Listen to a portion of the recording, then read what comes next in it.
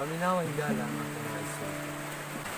Kini may tungod sa mga sulat diha sa Biblia nga nagtugtog sa tao nga magmaalamon sa iyang pagkinabuhi. Kapadunsaon na nato nga mahimong maalamon. Una sa tanan, kinahanglan ka mao ta mobasa ng tuya. Aron maghiniyahon ka, sumala sa mga sulat. Kung dili nato kalimtan, nga mag-alagad dito sa kinabuhi. Kasi may magtudlo nato kung saan pagkinabuhi nga may kaalam. Kung mao kini, ang kaalam na iyan.